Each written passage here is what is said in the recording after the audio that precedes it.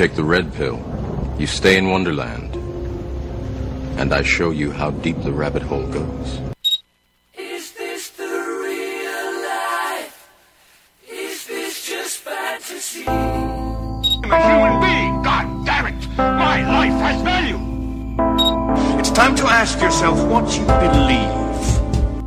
Mass murder, torture, perjury, embezzlement, fraud, deception, treason. These are just a few of your many crimes against humanity. You will not win this war, for you are fighting the very essence of humanity.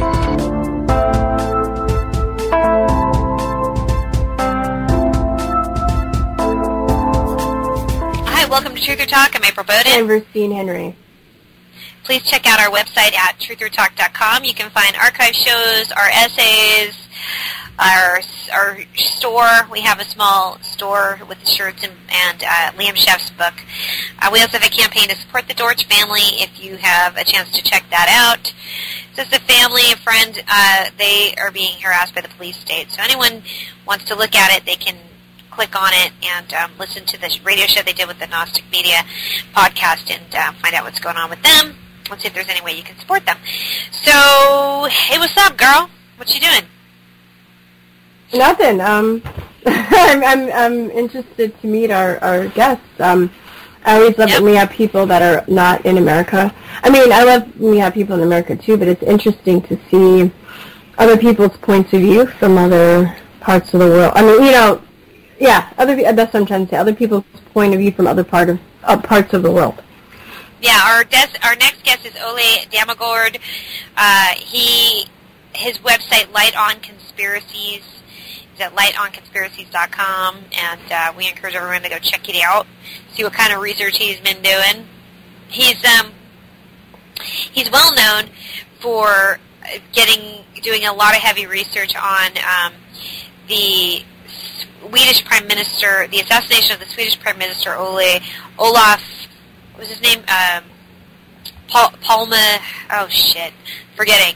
Do you know what I'm talking about? Palme. I think it's Olaf Palme. Sorry. Excuse me. Yes. And he I know. I felt like so all of a sudden I had it in my head and just Olaf Palme, and he Swedish Prime Minister Olaf Palme, and he found that once he started researching it, he was able to connect it to the JFK assassination and Robert Kennedy assassination. And it's like all these people, and it was the same players every single time. And once he started going down the rabbit hole, even the same assassins that they used, these trained assassins to kill him. So we're going to ask him about that, but we did a show on JFK assassination not that long ago, so we're going to try and get him to talk about that just a little bit, and maybe a few of the other assassinations that he's investigated and false flags and whatnot, because we did a show not that long ago on JFK with the one and only Jim Myers. It was awesome, and so that was a good one. I don't know if we can top that, but we will try with Ole Damagord. So I'm looking forward to talking to them. Virstyne? Yeah. No. I mean, he's very, he's going to be very interesting. I want to know if he knows anything about John Lennon and Bob Marley. They were assassinated. Well, I guess I've heard you were talking about John Lennon being assassinated by being shot, right? Mark Chapman, he was shot, right? Because I was a kid when that happened. I think that was the 80s. I was like 4, so you must have been 11. No. I feel like I was younger than I was. No, I was 7. Okay, 7. Sorry. Yeah, I was 7 when that happened. I remember being a little kid and not really fully understanding, going to school the next day, and it was one of those things where it was like, oh, did you hear that guy died, but not even really knowing who it was. And but my parents being very upset and crying and being very emotional about hearing about it and shocked and all of that. So so our next guest has done some research on these assassinations. He's kind of tied into the assassination of John Lennon and Bob Marley. the official story was not that he was assassinated. See, John Lennon, we know he was assassinated because everybody saw it, but we know he was shot. Mm-hmm. But it's just the official story is in question. So whether or not it was Mark David Chapman or whether or not Mark David Chapman was the only assassin, is kind of, I think, in question. But as far as Bob Marley, the official story was that he had an infection on his toe. Like he went for toe cancer, yeah. And then he died. Like, it was really bizarre.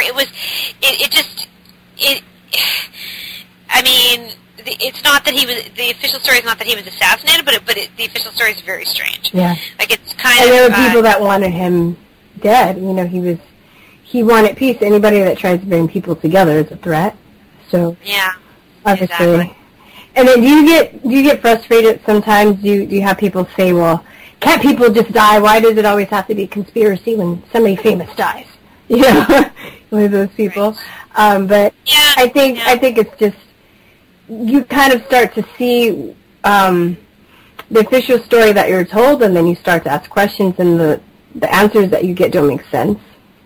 And plus, it just seems to be a pattern with people that like to bring people together. You know, they get killed and murdered, I should say. You know, or say, I mean, exactly. I mean, I think that once you go down the rabbit hole, you realize it is that much, and it's almost like that's part of how they keep it hidden from us, is because it's too much. So then people start to think things like that. Well, there's no way that these can all be conspiracies. So yes, maybe JFK was, you know, because I don't know anyone who really fully believes the official story of the assassination of John F. Kennedy. Well, I mean, at this point, I think that has been pretty much blown out of the water with the famous Oliver Stone film that our guest Jim Mars, he wrote the book that movie was based on, and that with that film, I think a lot of people sort of went, yeah, there's too many holes. At least the official story is crap. That we know. But as far as who did it and who the players were and stuff like that, we don't exactly know. Although Jim Mars did say that he felt that there were some people who could be held accountable, for instance, Lyndon B. Johnson, because they didn't know, if not, they were an accessory after the fact. So and I thought it was cool. I was like, ooh, name names. Give it to us. Yeah, take those people down. He said that there were some people they knew after the fact. I mean, you know, they at least they knew because they were part of the cover-up. So, you know, how could they not know if they were a part of it? But anyway, I digress. But the various details, getting caught up in the little details, we don't exactly know. But we do know that the official story is full of holes, and I'm sure that, you know, our next guest can talk a little bit more about that. But we were kind of curious about these other things, because I can't say that I've done all that much research on the assassination of John Lennon or the death of Bob Marley and things like that. So I don't know. I mean, he also has on his website, he talks about other people.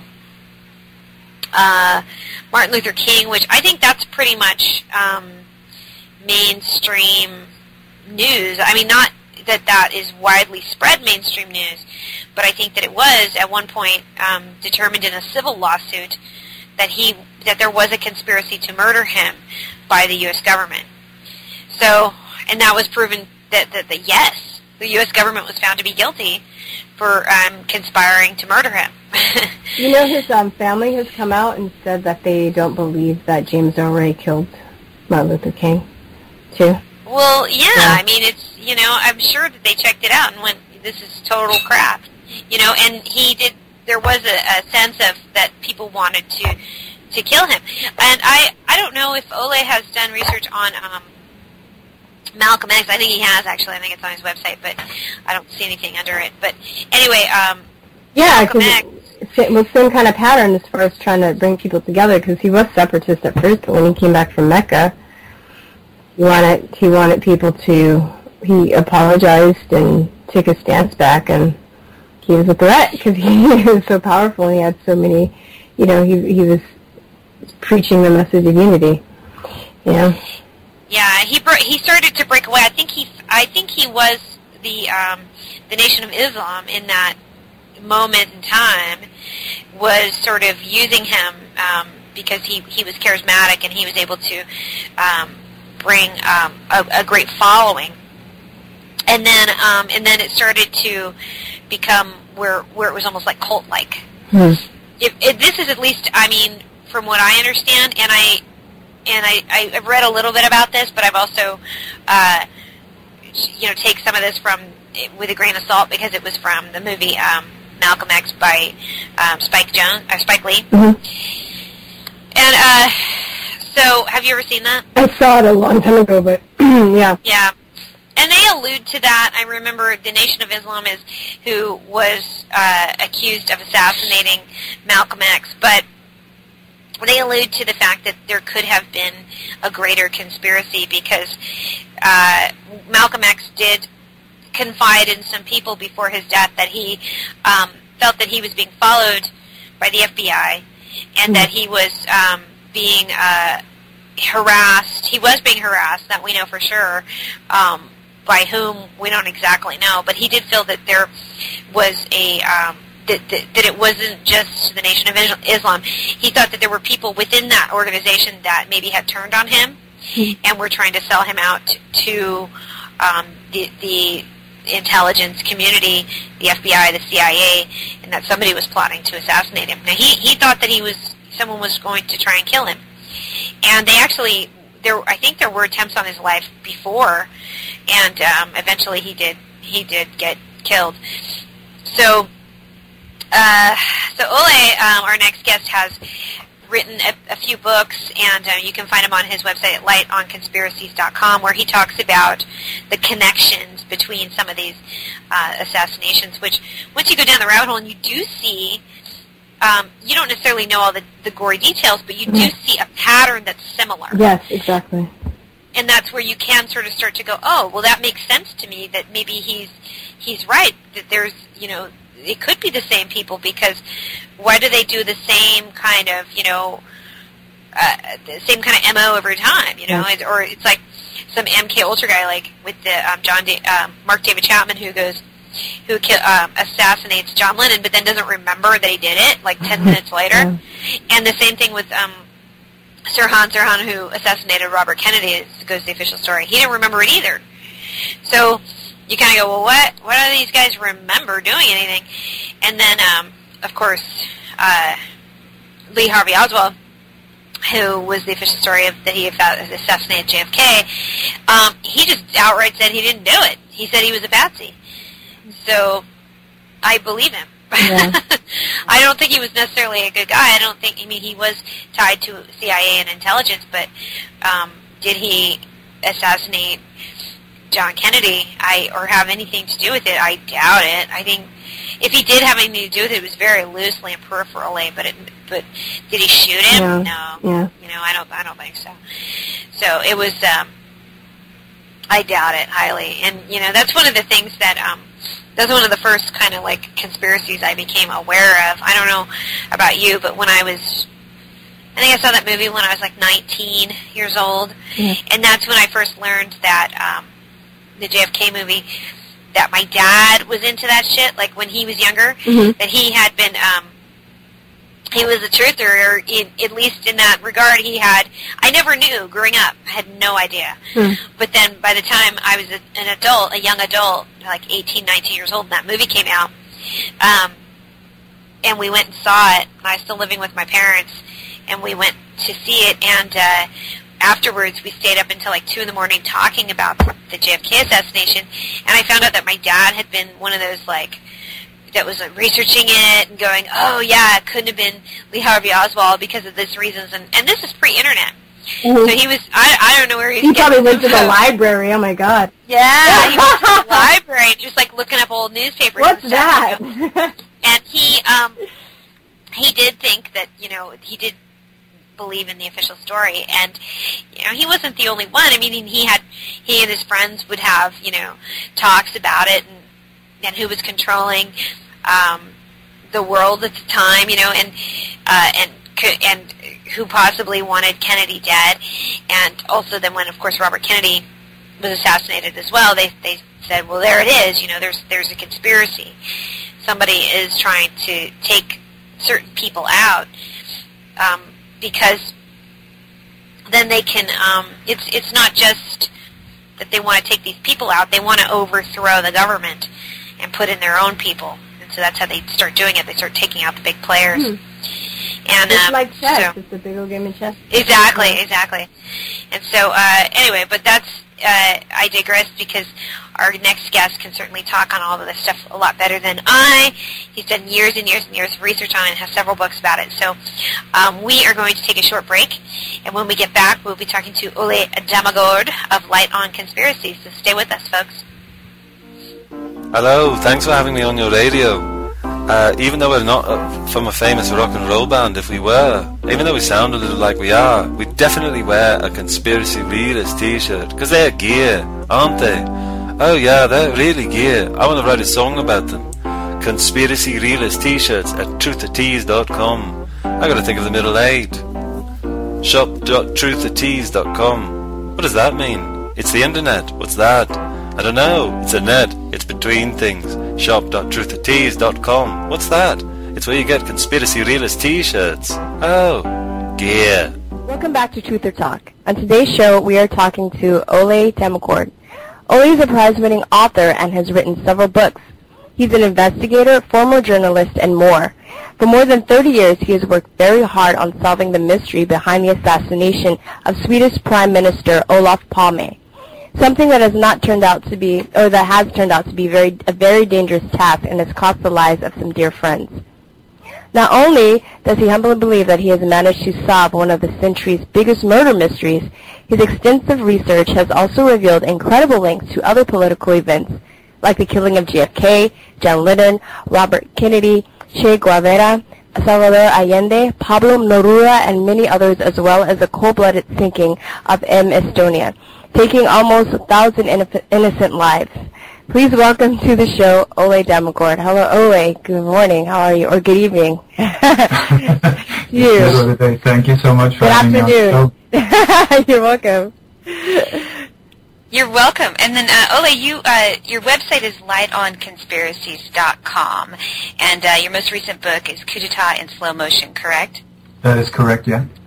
Yeah, I would recommend that everybody go and sign up for your newsletter because you put out a lot of good stuff, and I've also I'm on your Facebook page, so that's also a good way to keep in touch with you, isn't it? Yeah, it's Light on Conspiracies there as well. Conspiracies, like plural. There's a lot of conspiracies going on, I tell you. But there are a lot of connections between them as well. So that's what's unique about what you do is that you're able to see how these things are all interconnected and related, which, sometimes people miss the bigger picture. They compartmentalize these things, but you have a really good grasp on that. So I recommend that anybody listening go and check that out, lightonconspiracies.com, and his Facebook page as well if you're on Facebook or whatever social networking. You're on all of them, right? Just like us. So, yeah, as many as possible, right? There's too many out there. But I want to go ahead and... I listened to a former MI6 agent a while ago, and he explained the meaning of the word paranoid.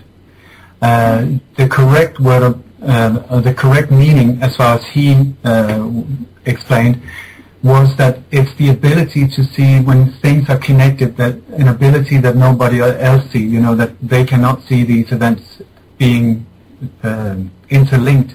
And if that is the case, I feel proud of calling myself paranoid because I managed to connect a lot of these big major mysteries and linking them back to the same small elite group, or they call themselves the elite, the so-called global elite.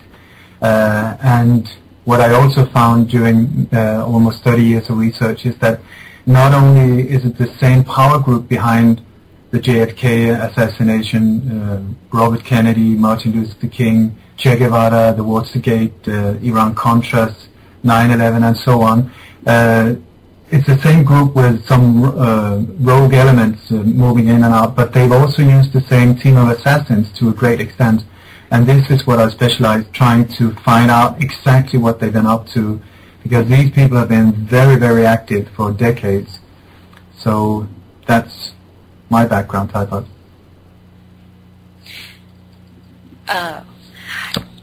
And so why don't you start off by telling us how you started becoming an investigative? Because would you consider yourself an investigative journalist? Like that's what you do, and how did you start making these investigations? I grew up in a family in Denmark where my family was very active during the Second World War when Denmark was occupied by the Nazi army, the Nazi occupation, and so I grew up with all these stories about how important it is to stand up for what is true and right, even though you're Mr. Absolute Nobody, and that you're only one, but you still have to do what is right.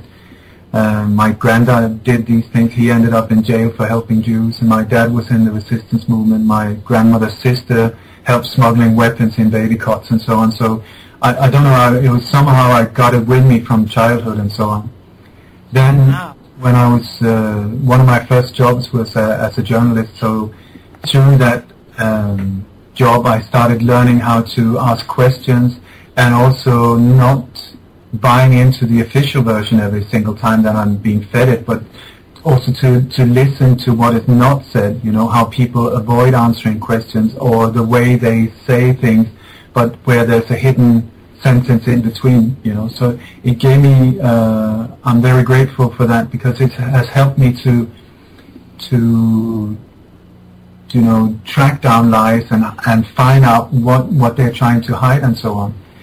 Then in the early 1980s, I started becoming almost obsessed with the JFK assassination, and it was very clear after not very long that we were being fed absolute lies, the same lies that we're being fed to this very day. And so I started, I think I read a couple of hundred books about the JFK assassination, and then that in turn led me into the Robert Kennedy assassination, Martin Luther King, all the way, Abraham Lincoln, and actually all the way back to the Roman killings, because many of these assassinations are done by templates, I think, that was invented by the Romans, how to commit a political assassination on a top level and how to dupe the population into thinking that it was the leader, the lone crazy guy, when it was actually part of their very brutal agenda, but how to avoid normal people to become aware of it. So, I spent, like you said, I spent 30 years not as a journalist because I must say I feel almost a little ashamed of having been a journalist because I think there's very few real journalists left. Most are so stressed, from story to story, being pushed around by the editors, not understanding really what's going on, and so that they focus on very, I would say, kind of stupid things like what Britney Houston or whoever had, some kind of pop star had for breakfast or football. Yeah. Instead of understanding what is going on, because of course that can be of interest as well. But if the country or the community is being taken down by a hidden agenda, big time, then I think, not that I'm into politics at all, I'm just trying to stop criminals, from destroying this beautiful world. So I think it would be a good idea for these journalists to sort of wake up and see, wait a second, maybe I should try and focus on more important stuff. And that is what I did. I quit my job as a journalist, and that's where my real journalistic career started, if you want to say it. Because then I started doing what I believe journalists are supposed to do, and what the police are supposed to do, because people like myself have had to do all these murder investigations and so on that have not been carried out the way they should be by normal police and so on, because very often it turns out that the police is actually, I'm not saying the whole police, but rogue elements within the police are part of the cover-up, part of the whole logistics when it comes to an assassination. They supply the killers that are flown in with weapons, vehicles, food, housing, these type of things. Yeah. So I was going to ask you, What is the state of mind of other people in Europe? Do you find that there are a lot of people that are awake or conscious of the world and how it works from the point of view that you see it? I tell you, I think now is an absolute wonderful time to be alive. I started out being one of these tinfoil hats of being looked upon, crazy or this type of thing, just because I started waking up to the fact that, my God, we're being fed absolute lies. What is going on? I had absolutely no idea the picture I was about to uncover over all of these years. It was almost like making a jigsaw puzzle, but with the picture side down. I was just trying to get the pieces to fit together, and then the more over the years that started fitting together, the more I could start slowly seeing the picture, the whole picture, and that is a big one. It's a big one.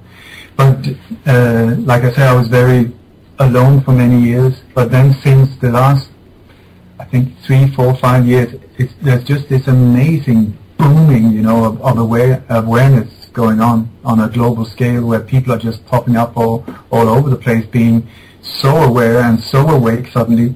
And so I think it's an absolute wonderful time to be alive, because the decades when these groups have been able to work as a hidden secret government, we haven't had no idea of their agenda or their existence even, and now suddenly the spotlight is being aimed straight at them, saying, we see you, we see the templates you're using in the form of so-called terror acts or mass shootings or whatever it is you're trying to pull off to scare us into accepting your agenda, and you can't hide anymore. And this group is getting, I think, extremely worried. That is why they're speeding everything up with all of these, well, in your country it's all the mass shootings, because it's your population who is the only armed population, so that is why they try to pull these false flag operations, because they're staged, every single one of them, I would say. All the ones I looked into, absolute staged event, even some of them using actors, and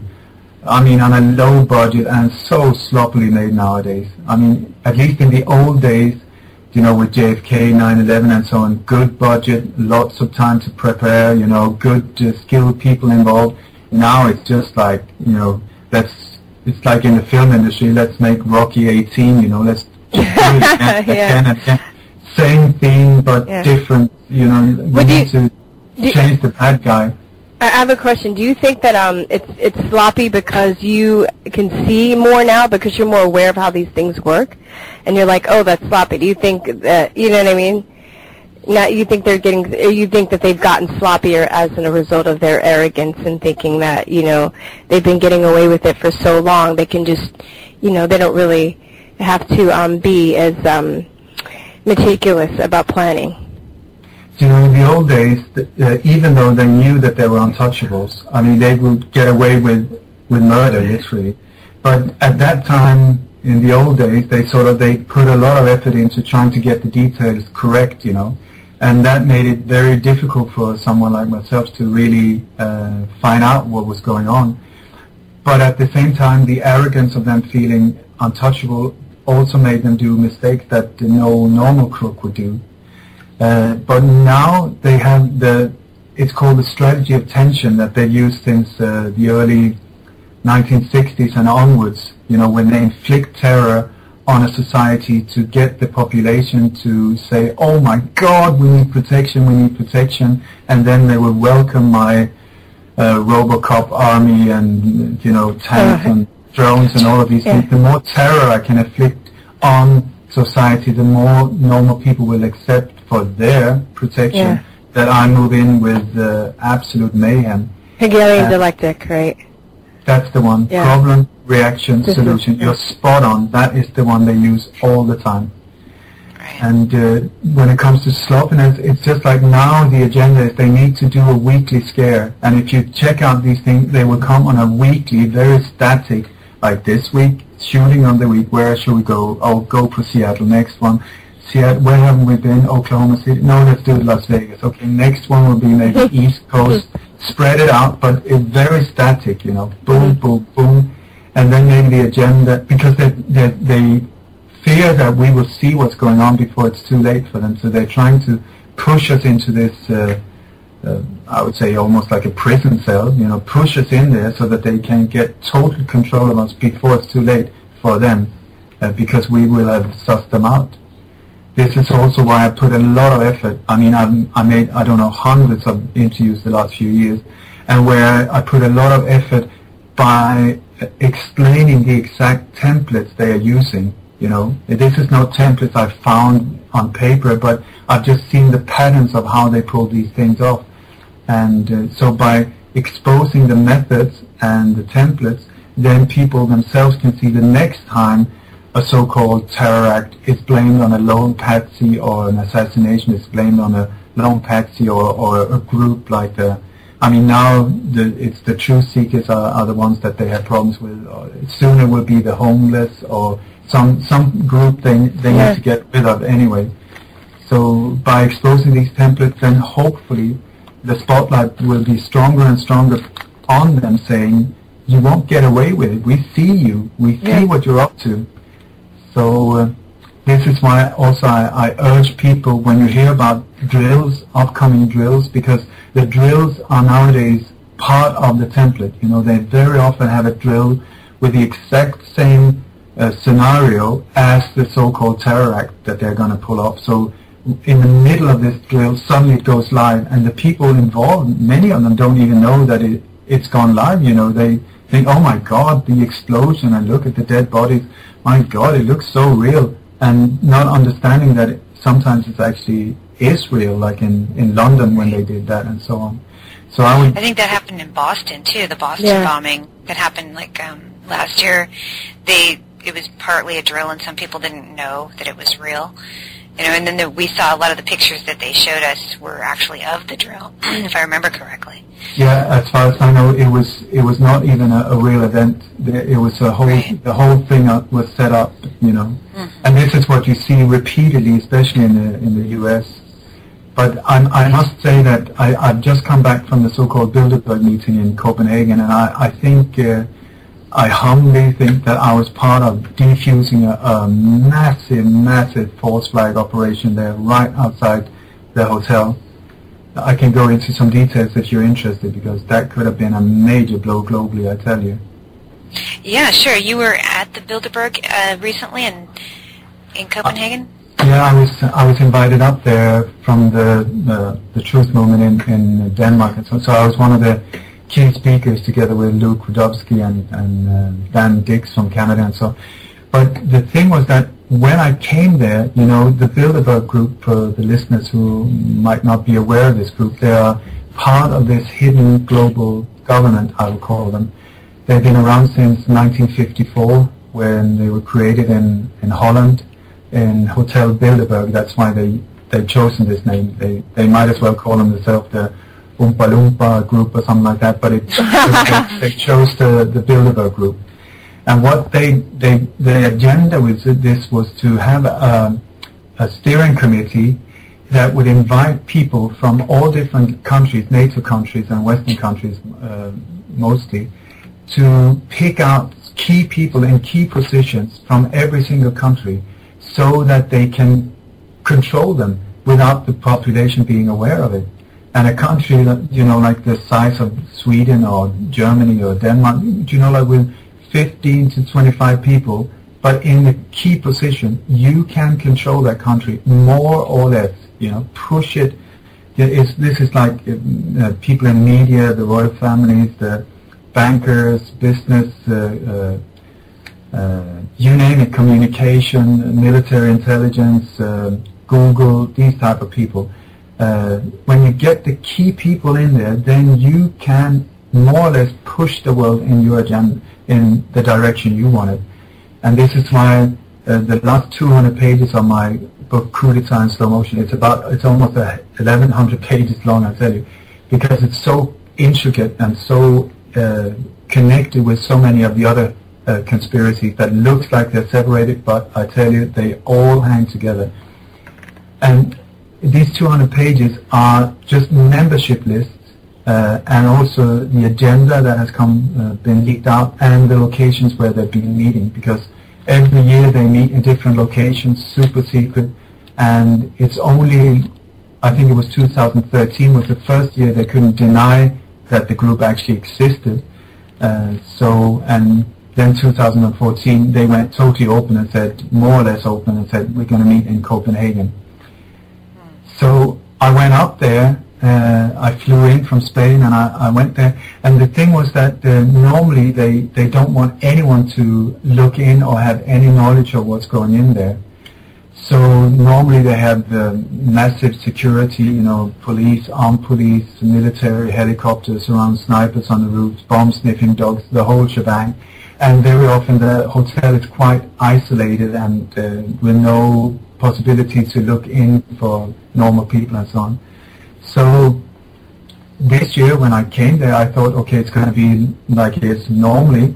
I asked to be driven straight to the hotel, and when I came there, there was absolute zero security. And this was just like 12 hours before it was supposed to the first members were supposed to arrive, because there's about 140 members that was invited to this meeting. And this hotel is not like they normally are, isolated, and so it's right in the middle of central Copenhagen, by the side of a big water canal, and then surrounded by insurance companies, banks, and the police headquarters right in front of the building as well. But in between the headquarters and the hotel, there's a main street and a big open area that is normally used as a parking for the police and so on. That had been fenced in for the truth movement to get everyone in there. But like, it was so odd, because when I went around there was, like I said, no security. There was only 2 police officers. That was it. And no bomb-sniffing dogs, no military, no helicopters, no nothing. So I got a very strange feeling, because I thought, my God, these people, they got top-of-the-line security people, they got military intelligence, the whole, everything at their hands. So why on earth would they choose a hotel like this? And I noticed, like, because we were only a handful of people there, even though it was in central Copenhagen, very, very few people. And they had started building like a concrete wall around the hotel to put fence up and so on. But absolutely no one. And it was so that we could even walk up to the building and look in through, because the whole building is made of glass, so you can look in through the corridors and the staircase and so on. Absolutely not the way it normally is. So I thought, since these people are not stupid, why would they choose this hotel? So I started looking from a different angle, and option 1 was quite clear, that maybe they're using this hotel as a decoy, to get the whole truth movement in a fenced-in area so that they can control them, and at the same time they can meet in a different hotel somewhere, luxury, blah, blah, blah, maybe even in another country or a castle or something, or an army base, Decoy was the one thing. But then the more I looked at it, I suddenly got this very eerie feeling, because if you're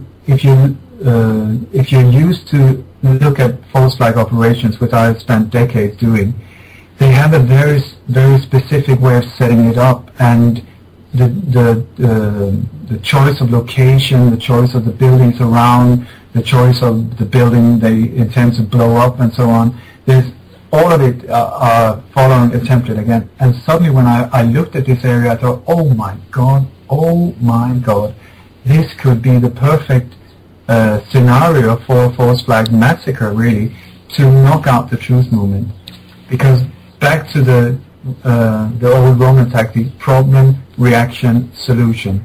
They secretly create a problem to blame someone, in this case it would be the truth movement, to get the reaction from the population. In this case it will go globally, and the reaction would be, if there was a bomb here killing people inside the hotel, the reaction would be, oh my God, something needs to be done. And then they would come with a solution saying, my God, this truth movement, here they are saying they're peace-loving people, and look what they've done. They massacred this poor little elite group that was only meeting for a nice cup of coffee and a chat, And in that blow, they could just demand, that now, because of this awful massacre, we need to ban all rights to demonstrate, ban all rights to protest, ban all rights to meet in big groups. That could also be used to as a way to restrict the internet, because the whole truth movement is working with the internet, you know, to censor the internet due to this thing and so on. So when I looked around and I suddenly saw the possibility of this being carried out, I went straight home. I called a former whistleblower, a friend of mine. His name is Chip Tatum. You can check him out on chiptatum.com. He's a former deep cover CIA agent for 25 years, a black op assassin. He's a Night Stalker pilot. He was one of the pilots in the Iran-Contras, drugs in, weapon out. And he was also he was the commander of George Bush Sr.'s team of assassins called Pegasus. So, I mean, this is not an amateur, not a beginner in any way. I called him and I said, listen, I feel very eerie about this. Could you just, I don't want to be paranoid and start spreading fear, but could you just check it out? He said, please describe the whole thing. I described it like I did to you. He said, my God, there's a very clear possibility of this being a possible setup. So he said, get out, be aware of it could be parking meters that doesn't fit in, or packages, or cables, or something like that would be placed in the area for the truth movement. Because if I can just go into how this whole thing will be set up. If it was, I'm not saying 100% that it was, but I got it confirmed by Chip Tatum. I got it confirmed by another whistleblower, Stu Webb. I got it confirmed by a former Marine and a professor called Jim Fetzer. So I felt quite secure in my analyze the way I analyze. You're right. Yeah. Sorry. Exactly. Yeah. Because the way it would be set up for a possible false flag would be the buildings surrounding the parking lot are insurance companies and banks owned by members in the elite. So they control these buildings. Then the police headquarters also controlled by them. The hotel itself, if it followed the template, of these terror acts, there would be some kind of problem with this hotel. Maybe a crack in the foundation due to it being right on the bank of this river, or it could be asbestos in the foundation. A major problem with that building. So there would be a big expense to get it repaired. So that would be the reason they would blow it up, blame it on a patsy, and then collect billions in insurance. So if this would be true, then it would be possible to, by checking the insurance policies, you would see that a week or two before this event, there would be a change suddenly, including terror acts in this insurance. This is standard when it comes to these things. Okay, so what I would do, if I was the one planning it, I would send in some limos with doubles, put on some fancy hairdo and say you're Queen Beatrix, these type of things, because people could not get close, so you could just get like a 2-second glimpse of someone. You'd get some doubles in the hotel. The rest of the hotel is totally empty, but packed with explosives on the inside, just like in Oklahoma City or in Oslo when they pulled that one off. Okay, so you got the hotel charged, you got the whole truthment packed in a fenced-in area controlled by local police who do not know what is about to happen, What you need to do is you would need, hopefully for them, 1,000 or 2,000 people in that, because you need to stir the energy, You can't have a quiet crowd for a thing like this. So if they weren't agitated already, you would send in a group of provocateurs, maybe a handful, would be enough. These people would start shouting, throwing things, maybe a Molotov cocktail or two.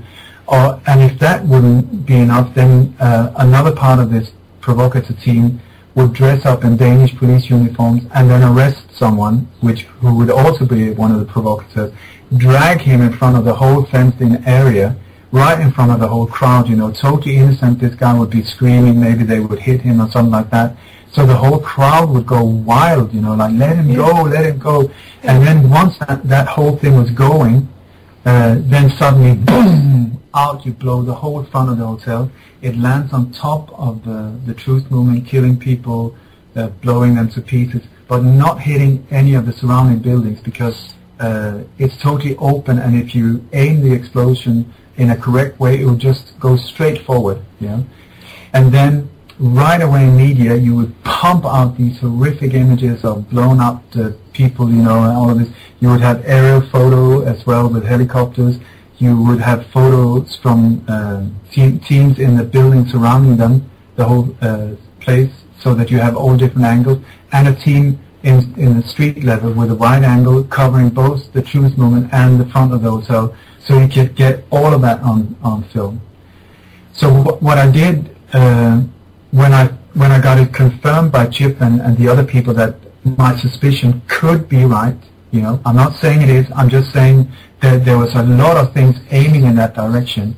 So what I did was I went out on a handful of international radio stations. I spent until 4 a.m. in the morning, going New Zealand, Canada, US, England, Germany, all of that, just pumping it out, getting the radio hosts to record the date and time when this information was spread out, so that if it happened, God forbid, if it hadn't, that it would be recorded that this was not a work of the truth movement, it would be an inside job, blaming it on it. But even more important, to defuse the whole thing for them. If this was the plan set up to just, by getting the info out there beforehand, then saying, we got the spotlight right on you. If you pull that trigger, if you pull it, we know who you are. We know what you're up to. There's a very smart thing to do. Yeah. I mean. Thank you. I just did my absolute best. And do you know? In the next morning when I came there, the newspaper said that there were 2,000 to 3,000 protesters there. Mm-hmm. There was only a handful. Where did that number come from? Because very often in these false flags, they leak out information beforehand, making whoever they're going to make the patsy, make them, painting them like the boogeyman. So where did that number come from? Also, when I came to the area, I was one of the first there, 8 o'clock in the morning or something like that. Somebody had placed a massive pentagram made by train sleepers right in the area where the truth movement was supposed to gather. I mean, can you imagine an aerial photo, like the whole explosion, smoke, bombs, dead bodies, and right in the middle of the truth movement, a pentagram? Can you see that image being spread? I can. Actually. I know that, I just want to switch gears a little bit, too, because I know that you're a musician, right? Yeah. You're a musician, and I saw you in one interview. You talk about the power of music and how when militia take over a country, the first thing they do is go after the poets, the artists, the writers, the musicians, and the actors. And I thought that was really, really interesting, because I remember when I was in college and I was taking some Black history courses, I was taught that whenever forces were to go into a country, even like back in the old days, that was the first thing that they would do. They would go and they would take over their religion, the religion of the people, their art and their music and things like that, because they found that they were easier to control spiritually.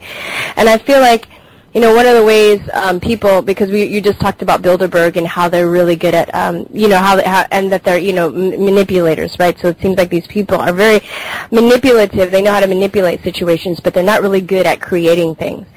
So I feel like also one of the main ways people in positions of power are able to manipulate us is because they've infiltrated the arts through Hollywood. So would you care to comment on how powerful the arts are to humanity? I think it's one of the most beautiful things we have, and it's the thing that creates dreams and visions and hope and inner power. And this is what they fear. This is, just like you say, this is not a new thing. You just study history and you will see it's been going on for ages. And the first group they hit, boom, the poets, a poem can be so, so powerful. A speech, listen to Martin Luther King's speech, these type of speeches, and JFK, my God, they're bigger than the person, And songs like Victor Jara in Chile, these type of songs that they live long beyond the person is dead. So one of the things that they fear is the arts, and at the same time what they also fear is to create martyrs, because if they create a martyr, then that person, you know, once they kill him, he becomes a bigger threat to them. You know, like Martin Luther King, for instance, when the second he died, whoever he was before that, he became a saint. JFK, before he died, one thing, after he died, boom, a saint. Olof Palme, who before he died, one thing, after he died, boom, a saint. You know, so they fear these saints, they fear them, and John Lennon. Also, John Lennon is another one. Lady Di is another one. You know, Mahatma Gandhi is another one. So this is. So yes, you're very, very correct in seeing the pattern of them aiming at the art, you know, knocking them out, or take over the control of them. And this is what they've done now in a very sad way in Hollywood and the music business as well. The last 20 years, it's just an absolute takeover. And the people they don't need anymore, they get rid of. And if they can get rid of them in a way so they can make billions, they do it. A very brutal agenda.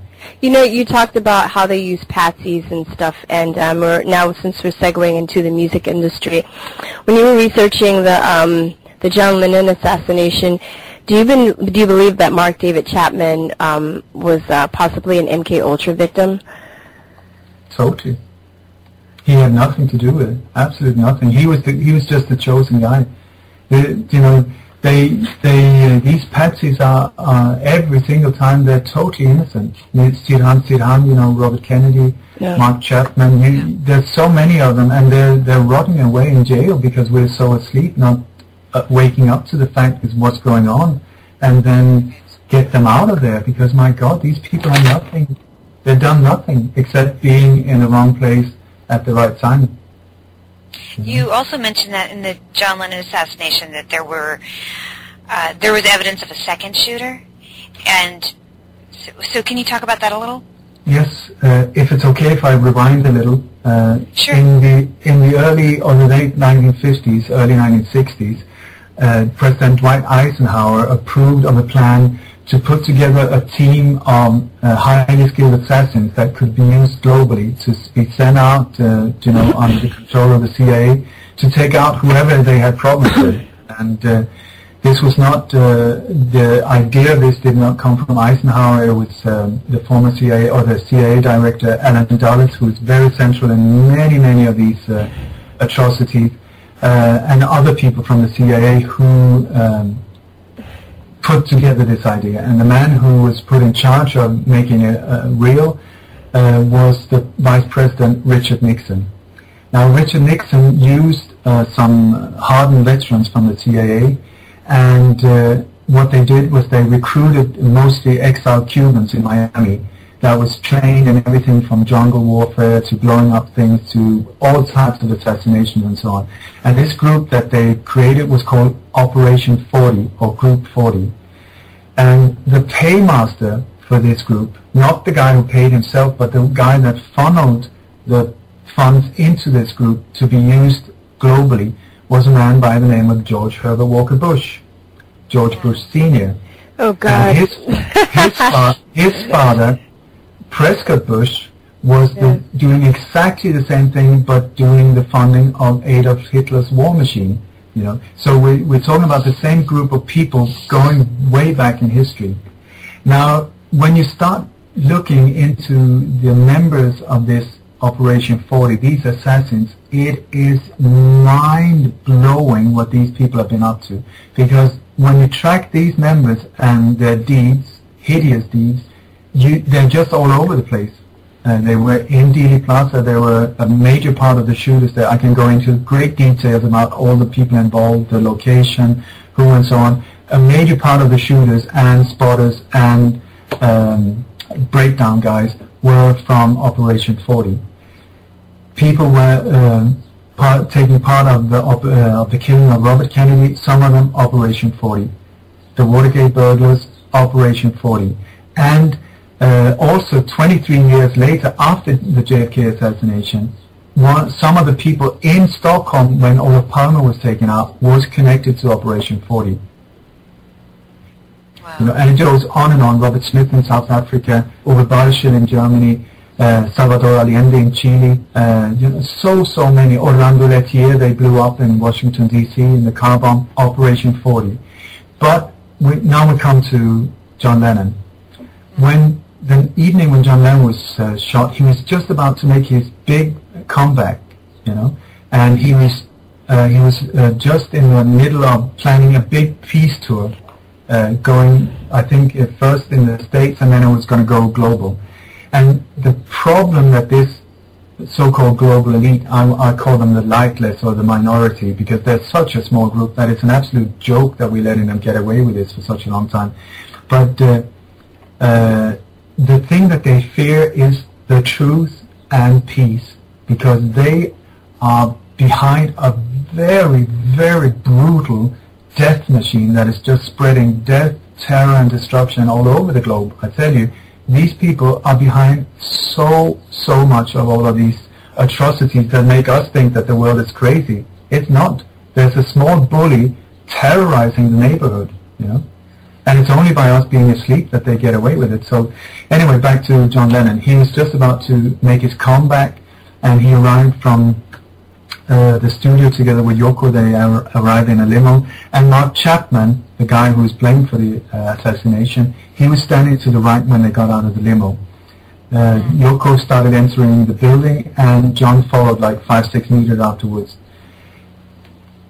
A series of shots were fired, and John Lennon was hit, falling down, fatally wounded, started crawling into the building, but died while being taken to the hospital and so on.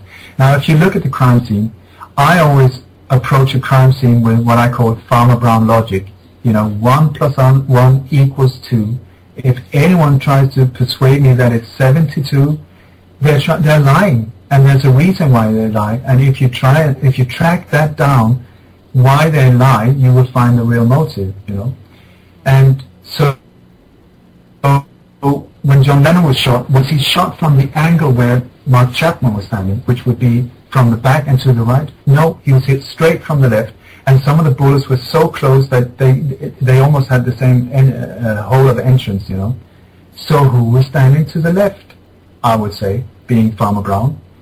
This very evening, the doorman there was a former CIA operative by the name of Jose Perdomo. He was only mentioned as the doorman for quite a while, but then later his real identity came out. And this Jose Perdomo, for 10 years, he was one of the highest ranking officers in Operation 40. Now you go figure, how big are the chances of one of the top assassins being right in a position where the shots were fired from, and then it's a totally brain-dead person who has no experience in shooting, who has no motive, who has no nothing, who is standing like an absolute zombie just waiting to be picked up. You know, highly skilled assassin, brain-dead individual. What do you think? Without a motive, with no reason. You know, so this is the thing. Just crack them, pull it apart. You know, see what's going on, see the template they're using, and just look at the evidence. What did the witnesses see?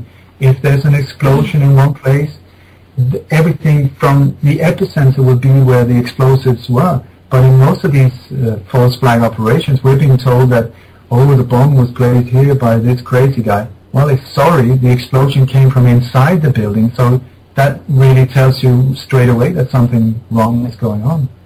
Do you think, as far as like, have you come across any evidence on Michael Jackson being an MK Ultra victim? Because I think also because he was in the industry so young, that he was a good candidate for that. I'm the wrong one to ask. I have not gone into that case that much. Okay. I would say though that if you look at his actions the last year he was alive, when he suddenly started, you know, charging and going straight right against the Sony top, that I think was when he signed his own death penalty or whatever you want to call it, because he was going very, very strong and saying, you know, in a very powerful way, he was trying to expose them. And this is the thing: is if you're just a Mr. Nobody and you're just blabbing along, nobody listens. But if you're someone like Michael Jackson, Lady Diana, John Lennon, suddenly your word have impact on billions of people, you know, and that's when they become a threat, and that's why they're eliminated. Right. Yeah. It's a sad, sad story, you know, sad, and it keeps repeating if we can't stop it. So I'll do my utmost, I tell you. Well, you also talked about some other famous musicians, including Jimi Hendrix, who he was 27 when he died, and there's this famous, 27 Club. Do you know anything about that, or do you think there's any merit to that, or is it just a myth? The 27? Yeah. There's a lot of people dying at 27. I do not know if it's just, I can see a pattern, but I can't say that it's made on purpose, but very many died at 27. I cannot either prove who was behind the assassination of Jimi Hendrix. What I can say, though, is that he was murdered. He died he was drowned in red wine. They held him down and filled his lungs with red wine, you know, pumping it. So when he was dead on arrival to the hospital, and as soon as they moved him, there was just red wine coming out of nose and mouth and all of these things, but with no alcohol content in the blood, showing that he was not drunk, you know, that this was just being pushed down his throat. Once again, very brutal. But also, this was the first black musicians that really suddenly made a massive impact on the music world, and he was starting to talk pro the Black Panthers, pro these type of things. Just being a young guy, not really understanding that he was messing with the big boys, you know, and that he was in sharp water, I think, and that got him killed. You know, it's so funny. John Lennon supported the Black Panthers too. I was very surprised to hear that too, and I think that was to them as well. That the Black Panther supports John Lennon, or no, John Lennon, and there's footage of him talking about that he supported the Black Panthers. He was also a supporter. He was, for the Black Panthers as well. I have no idea. You know, it's so easy to put images out there and say things on the internet. No, I saw him talking about it on an interview. I'll see if I can find you the interview and send it to you. So it's not he's was talking about it out of his own mouth, sitting down. I think it was on the Dick Cavett show or something like that. Okay, yeah, I know exactly which one you're talking about. In that case, I mean, I think John Lennon, he was just anyone who was standing for freedom, but he was supporting, but not the violence behind it.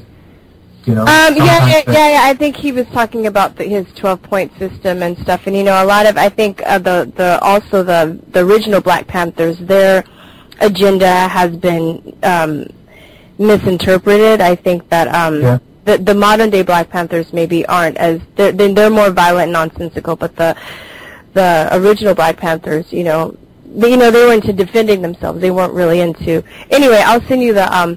That's another show. But I want you to go on. But I'll just I'll send you the link. Excellent. And anytime on any case or assassination, anything you want, I'm always here on standby. That goes for anyone. Okay. And the way you describe the death of Jimi Hendrix, or the assassination of Jimi Hendrix, sounds similar to the death of Whitney Houston. I mean, just in the bathtub. And would you say? Is there a correlation? Is there something symbolic that has to do with drowning people in their bath, or? Because that's also how Jim Morrison died too, I think. Isn't that right? Yeah. It is when you get into this area. I just want to say, when it comes to Jimi Hendrix, also the witness that was with him, that was sort of like a girlfriend, Monica Dannemann, a German girlfriend of his. There was very strange things around her testimonies and so on around that, and she later died. She was found dead in a car, having committed suicide. Many people that are connected to these cases, somehow connected, either as witnesses or investigators or journalists, or have a very bad habit of dying very young. So I think around the JFK assassination, I saw the chances of dying young, if you had something to do with JFK, any type of involvement, even if you weren't involved in the killing itself, was 1 trillion higher than a normal person. So it's a dangerous area to go into. Yeah, I think that was true of Jim Morrison's girlfriend too. She died like 2 years after. Oh wow! Like I say, there's so many of them. I've had friends who died as well, and I had to leave my country as well because of it. So it's a dangerous road to walk down. But when it comes to Whitney, I would say very tragic and so sinister in the way it was carried out. The thing is that some people are worth more dead than alive to these people. You know, this is that's what Shaka Khan said. Yes, she said that, and she's not the only one. When your talent is used, you know, when you're going downhill, and they see an opportunity to make $1 billion with all of these albums, what do you call it, the tribute album, or all of these things, and remakes of movies, and when they see a possibility to do that, they go for it sometimes. And Whitney, I believe, was one of them. And the way she was taken out was very... I don't like going into these satanic rituals and things, but there's a lot pointing in that direction. Oh yeah, I believe you. I do. I've I've seen I know, like, there was creepy things, like they left the body. They left the body in the hotel during the party. The whole thing. It was the pre-Grammy party, and Clive Davis, who was her manager and the guy that discovered her, sort of. It was his party, and he was before she died, because her throat was destroyed, you know, and her whole thing. She was almost 50. The way they saw it, she's worth nothing to us anymore. Well, here's a possibility to kill her in this awful way, and at the same time make absolute billions, what they did. You know, she hadn't even died almost before iTunes and Sony, and then doubled the prices of her albums. I mean, it was like doom, so fast, you know. Yeah. And no, but the official story is that she was staying at the Beverly Hilton Hotel in Los Angeles. And by the way, Los Angeles is one place where there are a lot of these conspiracies are being carried out, and a lot of these assassinations are carried out. And I think because some parts of the police that they control is very corrupt, so they use the same players, you know. You're right. I live in Los Angeles, born and raised. So yeah, I believe. Yeah. It's a sad place to be when it comes to these things. There's so many strange suicides or killings or things behind when it comes to movie stars or athletes or rock stars, you name it, that has been covered up. And many of them are no-brainers, you know, like if you take Robert Kennedy, if Sirhan, he has a revolver with 8 bullets in it, and there's up to 30 shots fired. I mean, you don't have to be super smart to say, maybe there was a second shooter, you know? But then straight away you're being called a conspiracy theorist. No, I'm not. I'm just saying, how on earth was he able to pull up 13 shots with a revolver with 8? And did the shots hit Robert Kennedy straight from the front where Sirhan was? I mean, he was never closer than a little more than a meter. Did all 3 shots hit him straight from the front? No, he was hit straight from the back to the right at point-blank range. So, Farmer Brown logic, who was standing there? Yeah, I know. It's really obvious. But, you know, I was just curious. According to your research, you know, about the assassinations in the music industry, and there's a myth that's kind of going around, or is it a myth that says in order to be to reach a high level of fame that you have to sell your soul to the devil? And I look at some people that have seemed to make it in the industry that don't seem to have sold their soul. Do you think that or am I wrong? Is it possible to be successful artist, musician in the industry without going down that dark road and selling your soul? I so hope so. I don't know. I don't know. I don't want to point any fingers. I just know that there's a lot of weird things going on, and some people nowadays, they're so into becoming famous that they're willing to do whatever. Yeah. and the people who are controlling a big part of the industry these days they have a very sinister agenda, and these are not people to be recommended to get too close, I would say. So I heard these rumors as well. I have no idea. I really hope they're not true. And you talked about, in one interview I heard you talking about the assassination, or I guess the official story wasn't that he was assassinated, but that he died of cancer. What was it? I forget it was, but it was an accident. Bob Marley I'm talking about. And so, yeah, didn't they say that he like hurt his toe or something, and then he ended up in the hospital and then died? It was like a really bizarre thing that happened, but I guess I can tell you the details. Okay, go ahead. The thing with Bob Marley was that he was not a pot-smoking, no-brainer. This guy was super intelligent, and he was becoming a major power, I tell you, global power, because so many were listening to his words, and his words was like, unite, let's become free, right. Stop the nonsense, and don't listen to them anymore. These type of messages. And in 75, Kissinger and some of these rogue elements using parts of Operation 40 went into Jamaica to try and destabilize the country. And it went as far as them pronouncing martial law on the island and so on, because they were pumping in weapons, they were doing all, burning crops, they were blowing up buildings, they were doing all type of things. And it came to a point where Bob Marley agreed to be part of a peace concert, where both the leaders of the major parties on the island were invited. And just before, when they were rehearsing for this party, and many people warned him, my God, if you go up there, they're going to kill you, you're going to be assassinated. But he was totally determined to do it.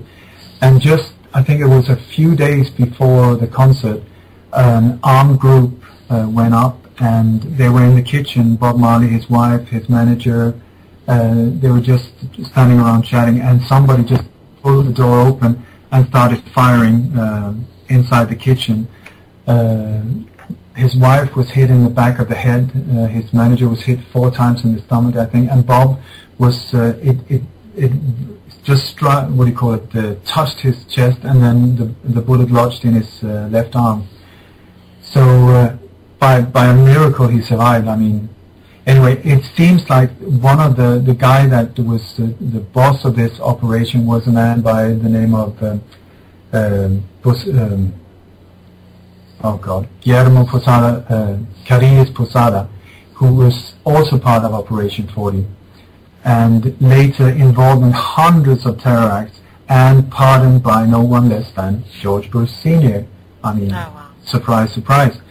One of the people in Operation 40, by the way, has a statue in Miami. I mean, and another one has, his name was Orlando Bosch. He did hundreds of bomb attacks. He blew up airliners and all of these type of things, pardoned by George Bush Sr., and now he has his own day in Miami, as far as I know, like a holiday, the Orlando Bosch Day. So unreal. Yeah. Huh. But when it comes to Bob Marley, he was after that he went up, and even though he was wounded, he did the concert, and he got the 2 leaders from these 2 parties to come up on stage and shake hands. Unreal. It was fantastic what happened there. But at the same time, I think the elite saw that this guy is unstoppable. We can't scare him up. We need to stop him. So just a few days later, a documentary filmer from Los Angeles, his name is Peter Colby, he came forward and approached Bob Marley, saying that we would very much like if you could make a documentary and so on. And by the way, here is a pair of boots, just as a little present, because Bob Marley was very much into jeans, cowboy boots, keeping himself fit and so on. And so Bob was really, he was really happy. And there's this famous photographer, I think he's called Liu or something like that, from Los Angeles, who was there when this happened. So he said that when Bob pulled on one of the boots, he just shouted out, in pain, ow, ow, like this, pulled off the boot, and inside the boot there was a piece of a copper wire that had punctured his big toe. This is the exact toe that he later developed cancer in. This is the toe that you heard of when a year or so down the road, when somebody stepped on it, it just more or less exploded. And this is the cancer that spread and killed him. You know, and Peter Colby, not only was he one of the witnesses in the O.J. Simpson case, because he was the neighbor of Simpson's former wife, but he's also the son of the former CIA director, Bill Colby, that was later found dead, you know, drowned, and so central in so many of these things. So what are the chances? I mean, I'm not saying that he knew. I'm not pointing at him saying that he killed Bob Marley. I'm saying that he was maybe manipulated into handing over this gift that had been prepared, you know.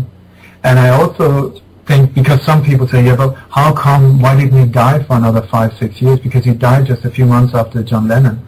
But if you do a lot of research when it comes to cancer and the power of hemp oil and also marijuana when it comes to cancer treatment, and so them being extremely efficient, that could be one of the reasons why he kept himself alive for such a long time, because he was smoking a lot and he managed to keep the cancer under control. But this was a very, very vicious form of cancer. So Wow.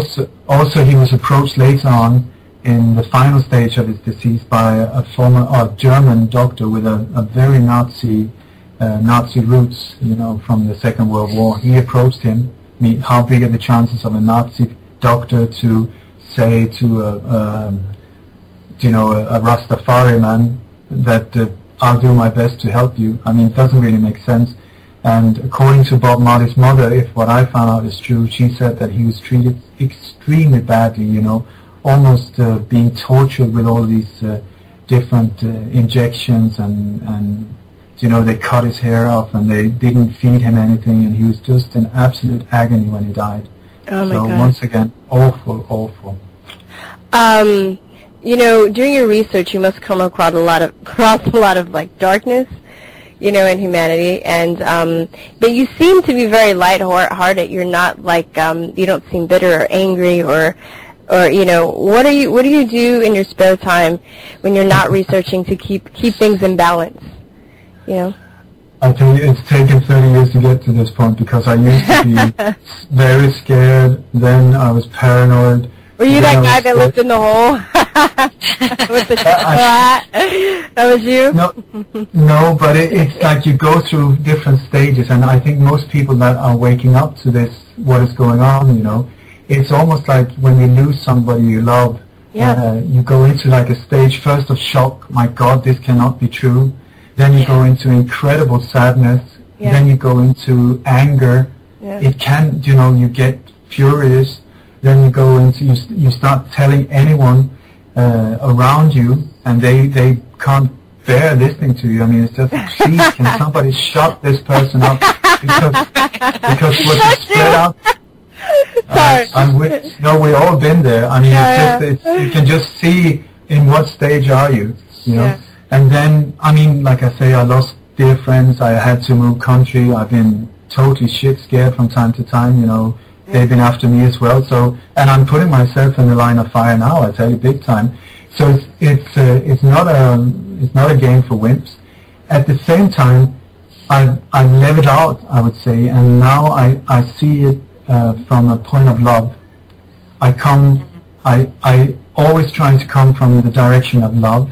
And I'm not saying that as love as I fancy you, baby, if you're nice to me, that type of love, but love as the highest of frequencies, you know, because this is, when you look in a laboratory, the thing that we have labeled true love is a frequency that is higher than the frequency of thought. So this is not like a new age wee-oo type of thing. It is real. And the lowest form of frequency that we have in this universe that we can experience is what's called pure terror, you know, fear. Yeah. And the thing is, when you let these two, if you let a frequency, a high frequency and a low frequency meet in a laboratory, what happens is really amazing, because is not that the two starts fighting in the middle, and then come out, one a little bit stronger than the other. No, the lower one just totally gets annulled. Woof, it just disappears, just like when you turn on the light in a dark window, in a dark room. It's not like the shadows are just hanging on, saying, I'm not going. You just put the light on, boom, it's light. And so my recipe, I would say, and I would be very happy if it could spread, is that people, like Buddha or Muhammad or Jesus, they were super hackers. They cracked the code to this universe. And what they said was, whatever the problem is, meet it with a higher frequency. Whatever the problem is, meet it with love, indirectly, And so this is what I do if I'm in the line of fire, if I'm being threatened, if I'm being shouted at, or, the only thing I focus on is, I have this word divine, that works for me. I'm not religious in any way, but it just works for me. If somebody's standing shouting at me, threatening me in any way, I just focus on, he's divine, he's my brother, he's somebody's son, he's divine, he's somebody's father, like that. And then, when you meet it fearlessly with love, you can't play with these things. You can't sort of act like you're in love. If you are fearful, it doesn't work. But if you can manage to stay in that frequency, often really miraculous things happen. The situation from being very dangerous maybe turns into something beautiful. I don't know how it happens. I just say I've seen it in war zones. I've seen it many, many different places. When you are able to stay in that focus, in that frequency, suddenly, like 2 minutes down the line, this guy who wanted to beat you in the head with something hard suddenly starts sitting down, talking about his problems with his wife, or him being out fishing with his boys, or there's just this amazing thing. But if you go in fear mode, the risk of you getting hurt is major. So it's so important, So when these things happen, I just focus love. If you shoot me, okay, fine, but love. I prefer staying here, but love. And so far, so good. Maybe I'm really thick or naive, or maybe I'm onto something. I just know what works for me. Yeah, you're onto something. Thank you. I tell you, when I went out with my book, because I tried to get it published for 20 odd years, could not get it out there, and then in December 2012 I just decided I'm just going to pump it out over the internet for free, just all over the place, to get it off my shoulder, because it's been labeled like a bomb of truth, because there's so much in it that these people do not want to get out there. So I totally lost the thread now, but I pumped it out there, and the response I was afraid of, that this could cause, people committing suicide if they were exposed, or tragedies like that. But instead, I have not had one single negative email. I've had response from all over the world, just people saying, oh my God, now I don't believe in revenge anymore. Now I can see that there's hope, I can see that the world is not crazy anymore. Now I know what to do, because I focus on facing these things fearlessly. I'm not talking about being a wimp or anyway. I mean, this is a heavy duty, These are hard-hitting forces.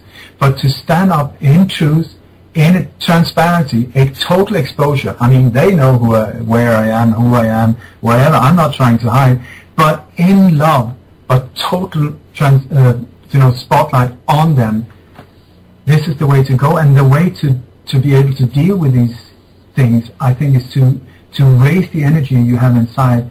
And the best way to raise that energy in whatever situation you are in is with gratitude. Gratitude has this magical way of pumping up your spirit, The more grateful, look around yourself, be grateful for your pillow, be grateful for your bed, be grateful for whatever food you have that day, be grateful for your dad, your mom, your son, look around with grateful eyes, and you can feel the gratitude raising, because the higher your energy is, the more difficult it is for them to control you, because they are trying to push you down all the time through media, through telling you the world is awful, the world is a horrible place, it's full of terrorists, there's dangers everywhere. There is not. There is not. It's for anyone who's seen The Wizard of Oz, that it's a very, very symbolic picture of what's going on, in my opinion. You got this little girl who the only thing she wants is to go back home, which is what we're trying to do, to return to the world the way it's supposed to be, in perfect balance, perfect harmony, these things. But the way to go home, she has not been able to see that, and people keep telling her, yeah, but the only one who knows will be the Wizard of Oz. So she approaches this big, magnificent castle where the Wizard of Oz that people fear very much is located, and she brings some of her friends with her as well. So when she enters this castle, there's this very powerful voice saying, "We're powerful and you're weak, you're nothing," like this. But instead of freaking out and running out of there, she's a brave girl. So she does not in any violent way try to get to this person. Instead, the only thing she does is to stand fearlessly and walk forward. So they start looking around in the castle, even though these voices keep on bombarding them. And suddenly they see this cable going in behind a curtain. So they walk over there, and when they pull away the curtain, there's this little old guy with a microphone and a massive big amplifier pumping out this message. We are powerful, and you are weak, you are weak. And this is exactly what we are experiencing. This is a small group. I mean, there are only a couple of thousand in total, I think, and we are 7 billion people.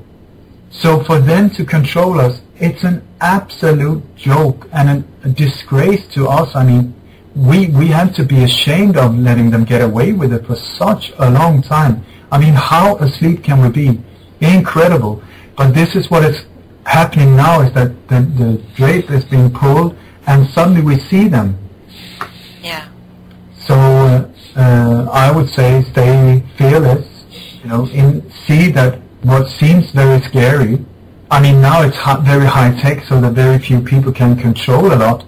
But at the same time, they depend on us, the normal people. They have their FEMA camps, they have the drones, they have all of these things.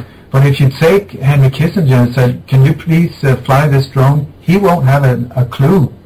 It takes normal people to become soldiers, to become police officers, to become electricians that take care of the FEMA camps or install toilets or deliver food or whatever. So all of us need to take a very good look in the mirror and see, am I part of this in any way?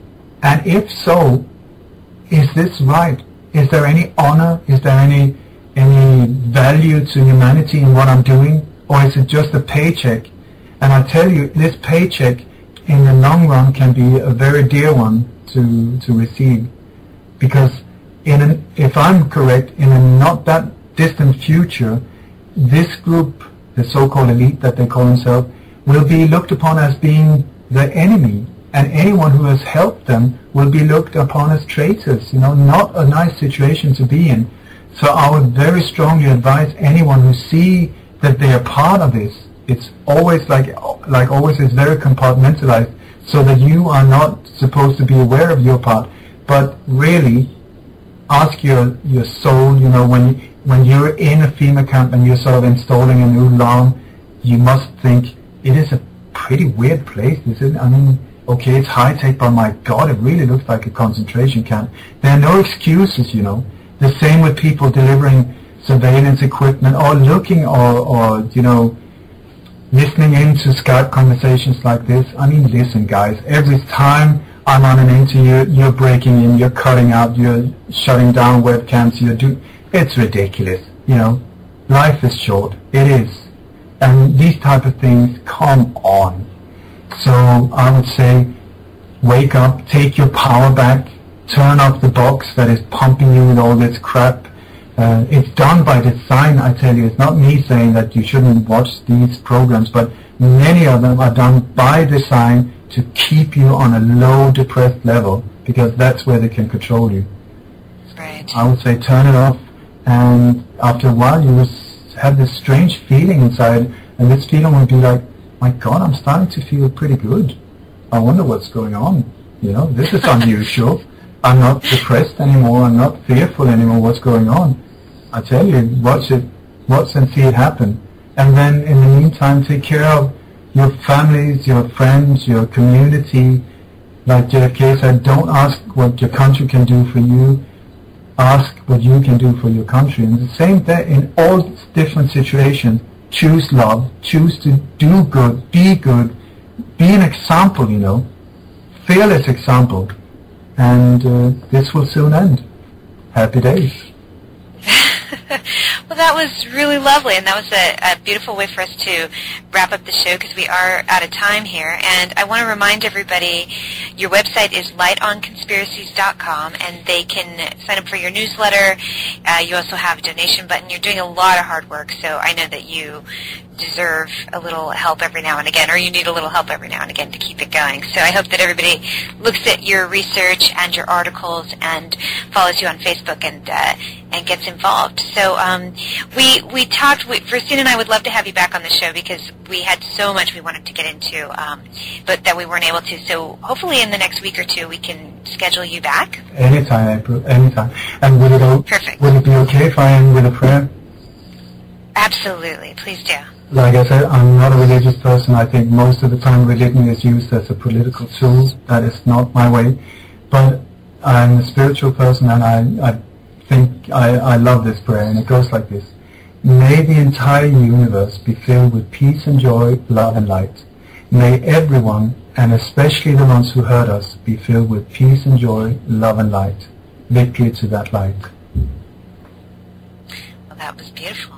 And I think that's a really great place to end. So everybody stay with us. We're going to take a short break, and when we get back, Virstyne and I will close out the show. But we wanted to thank once again Ole. You can find his website at lightonconspiracies.com. Thank you so much, Ole. Have a beautiful rest of your day. My absolute pleasure. Thank you. All right. Bye. Everything I'm looking at seems crazy. The newspaper, the television, nothing's right. Nothing's telling me what's true. It's like I fell into a bucket of cream and kicked my legs until I became a mouse. What's that about? I'm a conspiracy realist, not a conspiracy theorist. I want a t-shirt that represents me. What? There's one that's available? Go to shop.truthertease.com, says the voice in my head. Shop.truthertease.com. It's not crazy.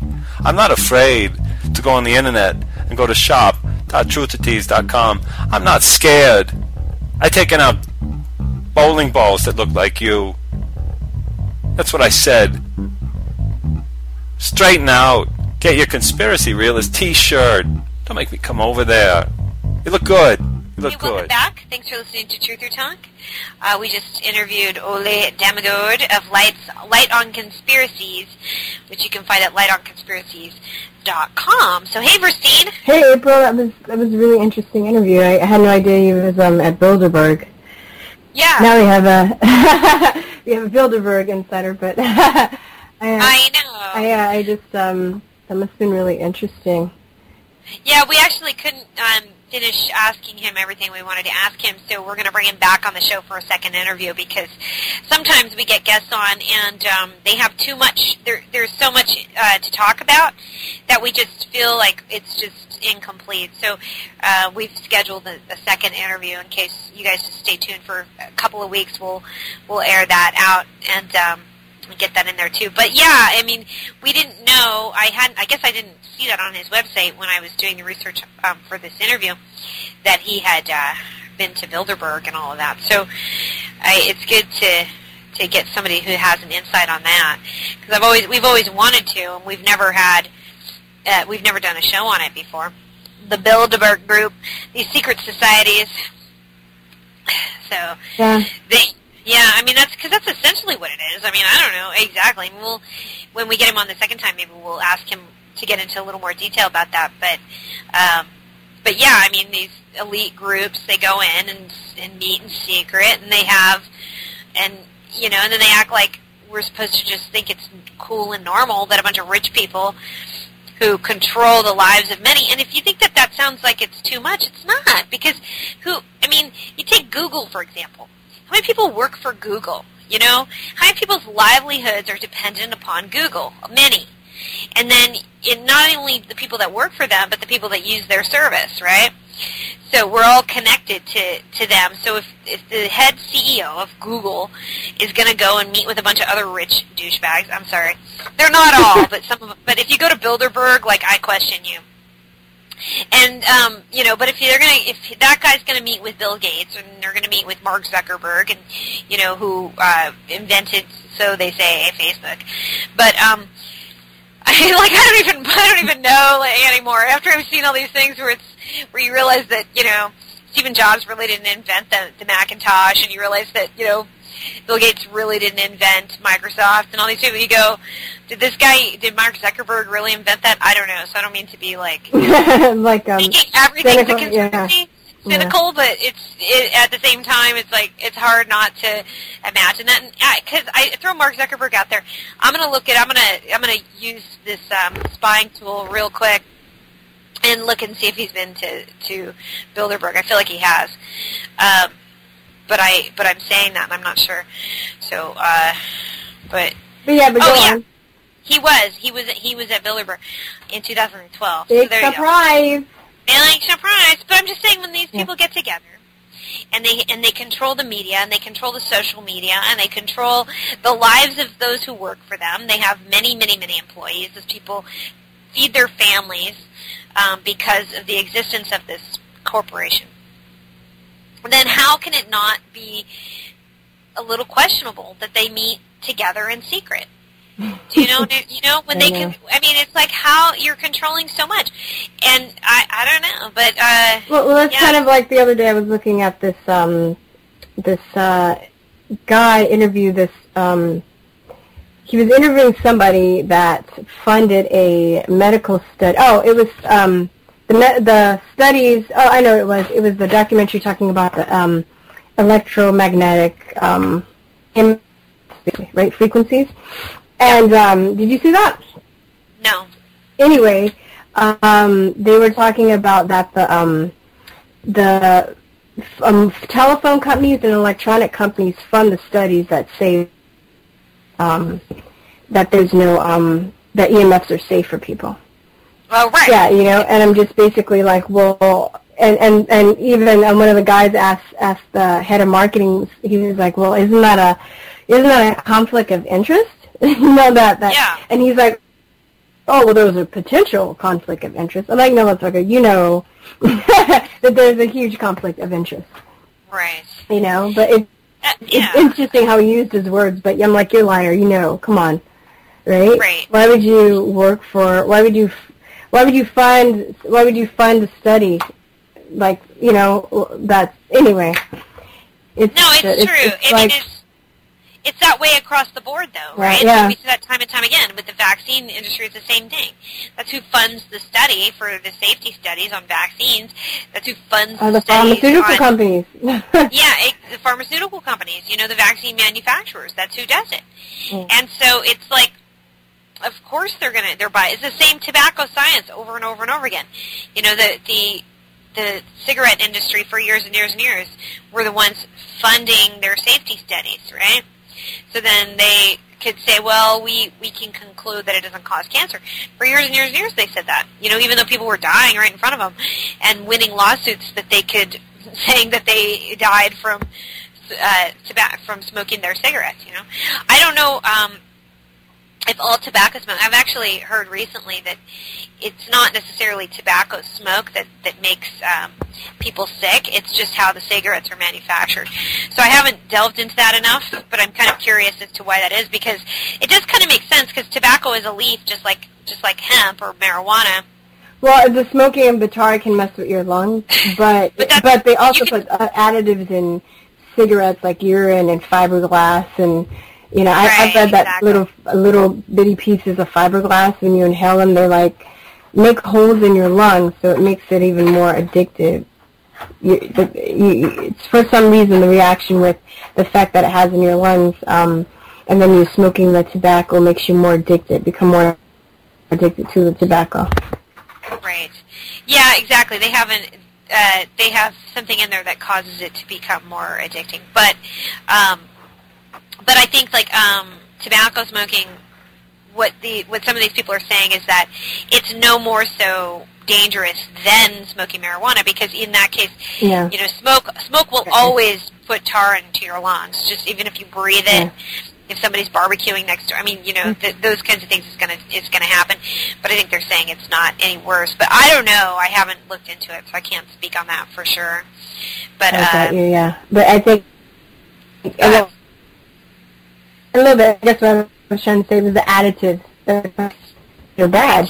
They do that to help make people more addicted, so they buy more cigarettes, right? And then they fund the studies saying that cigarettes aren't bad or safe, or but they're funded by tobacco companies, like it's. Yeah, and we see the same shit right now with the vaccine industry and the pharmaceutical industry and all that. That it's the same people that are doing the studies. So how can they really truly be biased?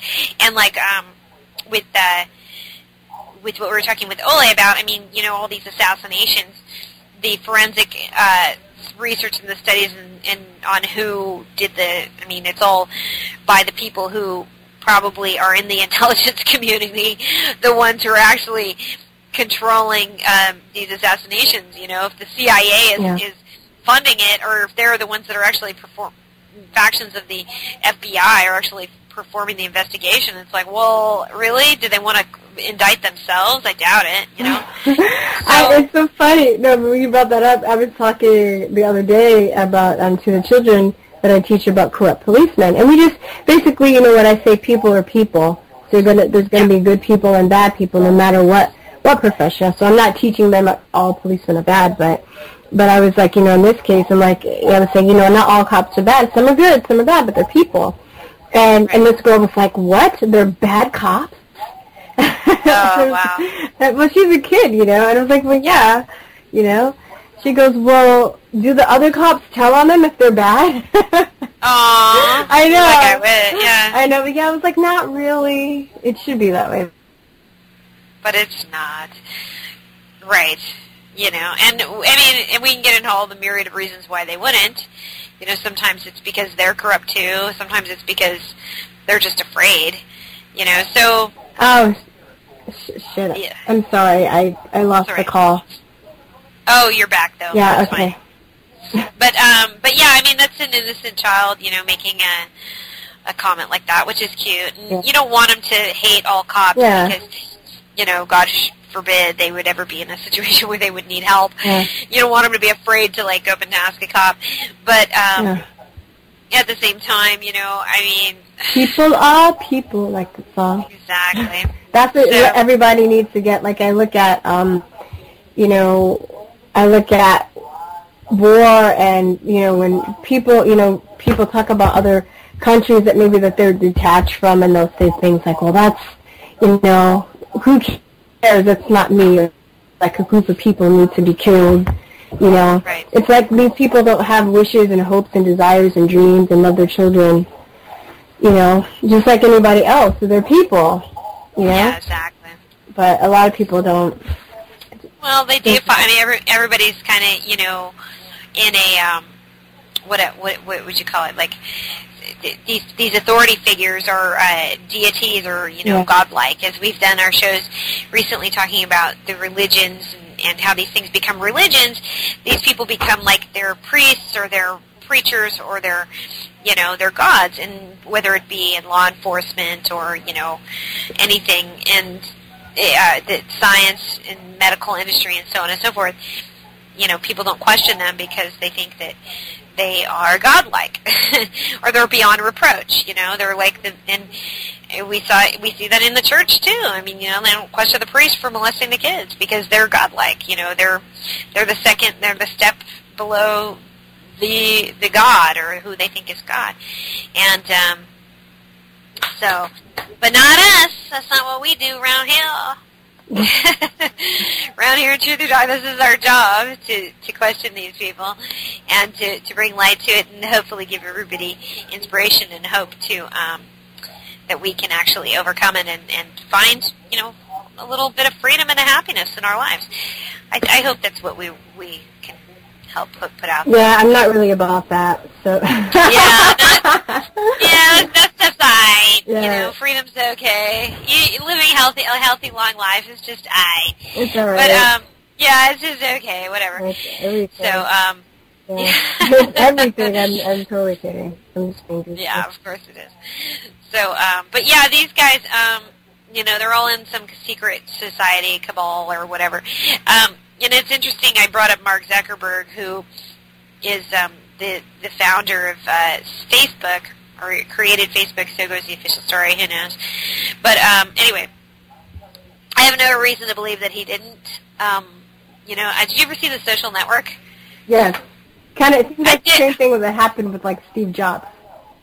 Well, but in that one, though, they did show that he actually did mastermind. Like, he did have the ability, because Steve Jobs didn't actually even have the computer science ability. I mean, he had some. He wasn't, you know, completely unable to do it, but he not like his mostly, friends, but his friends were much better at it, and then he actually he relied on them to do it. Whereas Zuckerberg was the big nerd. Like, he knew how to do it, and was really, really smart in that way. But he also was very, like, into himself and I don't necessarily know sociopath, narcissistic, yes.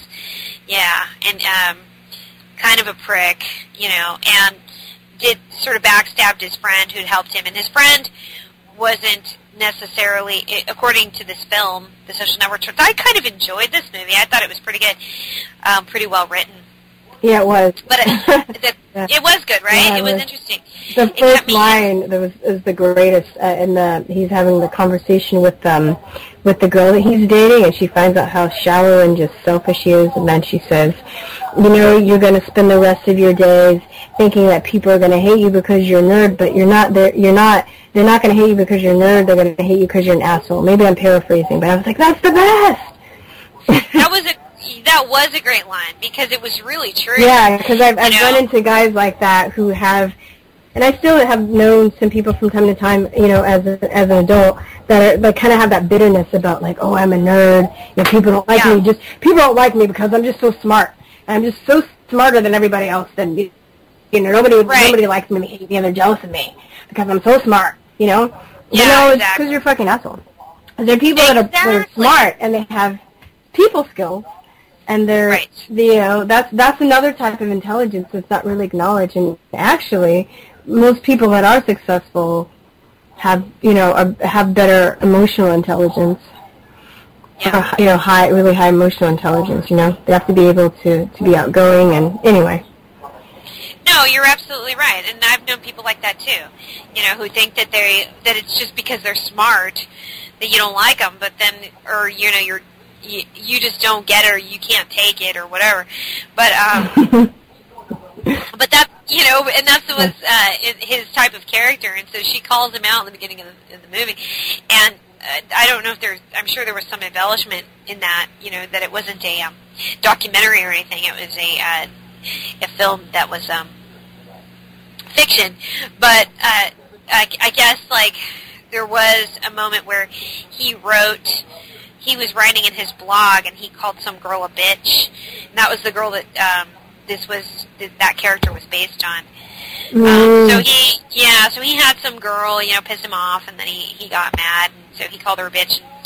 So he invented Facebook, and that's the official story of it. I don't really know how it goes down, but it's just interesting because this guy went to Harvard, and there's a secret society out of Harvard, the Skull and Bones Society. So, I mean, I don't know if he was in Skull and Bones, but he definitely you know. He was in Bilderberg. He was definitely in Bilderberg. So there's but I don't know if Zuckerberg was in Skull and Bones. I think some of the famous Skull and Bonesers are like the Bushes and Al Gore.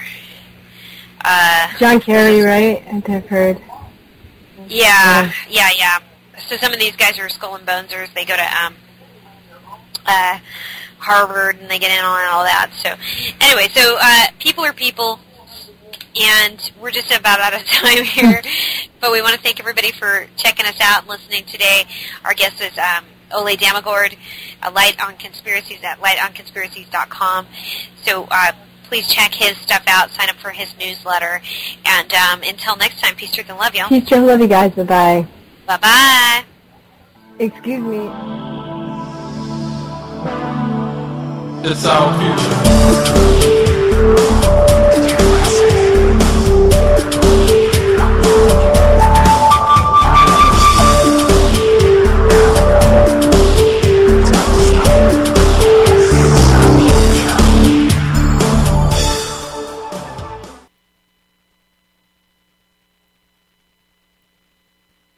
On September the 18th, 1970, the world learned that one of history's greatest guitarists was dead. Monica Danneman told the inquest into Jimmy's death, "Jimmy slept well on Tuesday and Wednesday night. I don't know about Thursday night. We arrived home at 8:30, I cooked a meal, and we had a bottle of white wine about 11 p.m. Had nothing to drink apart from the wine. I had a bath and washed my hair, and then we talked. There was no argument or stress, no unhappy atmosphere. I took a sleeping tablet about 7 a.m.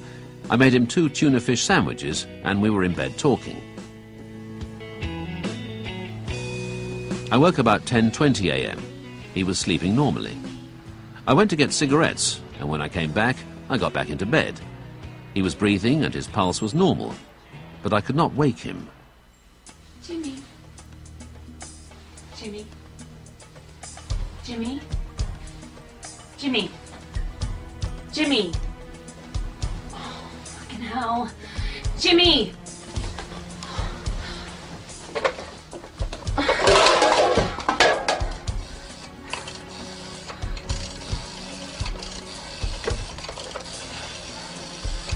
Hi. It's me. It's Jimmy. I can't wake him up. I'm scared that if I call an ambulance, he'll get cross with me when he wakes up. Okay. There were 9 of my sleeping tablets missing. Jimmy! When I saw him before he went to sleep, he was very happy.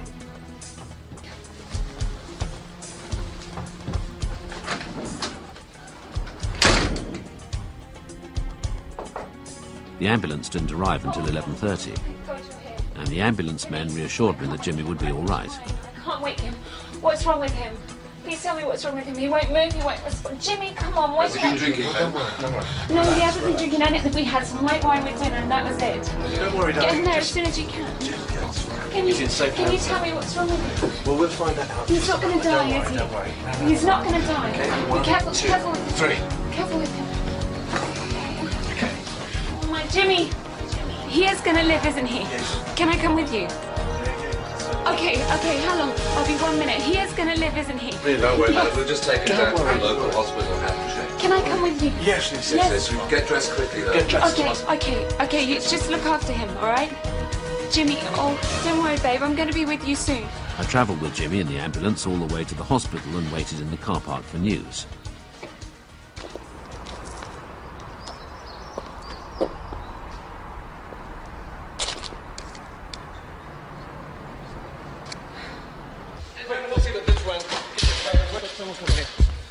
Okay, get him. Okay. 1, 2, 3, go. Okay. Somebody get his head up. Get the mask on him. Okay, we need some oxygen. All right, come on, Jimmy. Come on, wake up. Come on, get his head up. Get his head up. Okay, he's got a weak A pulse. nurse came to speak to me and told me that Jimmy was in bad shape. She did, however, say that a medical team hoped they could save him. His lungs collapsed, but there is still a chance that we can save him. Okay, people start What's happening? People start letting. Come on, people, speak to me. Tell Tell me what's going Okay, his on. pulse is getting weaker. We need some more oxygen. Come on, Jimmy, wake up. We're losing him. Get that BP on. Come on. Come on, we're going to lose him. Come on, what's happening? Come on, where's his pulse? Come on, what's happening?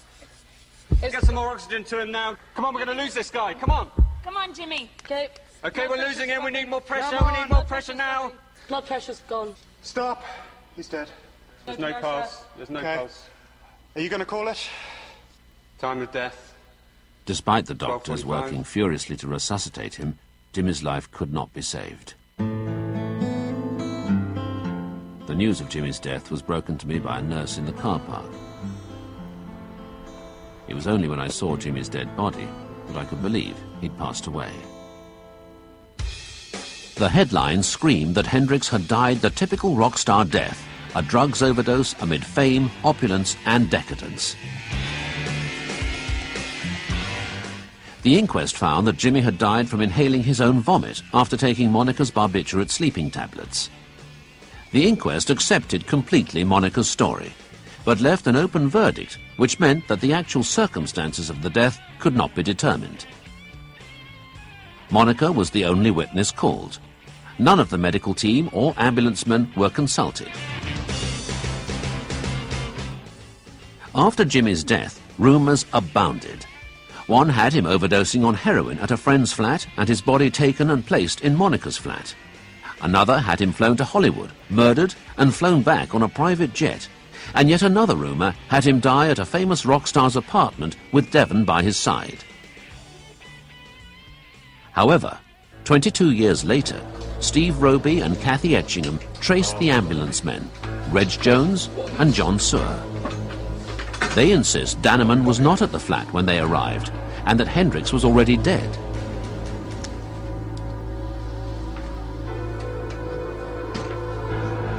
His mixed membrane's all black. He's been dead for about 4 or 5 hours. But it's him. And if Monica Danneman is to be believed about what happened on their last night together, why was Hendrix fully dressed? And how could the ambulance men possibly miss seeing someone who was supposed to be there? In other words, Monica. The ambulance men also contradicted Monica when they both asserted that no one, apart from themselves, had travelled to the hospital with Hendrix. Well, there's no pulse. I think this one's gone, actually. Equally, Dr. Bannister, the then surgical registrar, stated that Hendrix had been dead for at least 7 hours when he was admitted to the hospital. Dr. Bannister noted that Hendrix's lungs were filled with vomit and masses of red wine. Somebody take this away. Let's have a look. I'd say, if we can close these curtains. Should we put him into a recovery position? They'd never before seen a man who drowned in his own red wine. You call it. See how we go. Okay. Time of death. So how did the red wine get into Jimmy's lungs?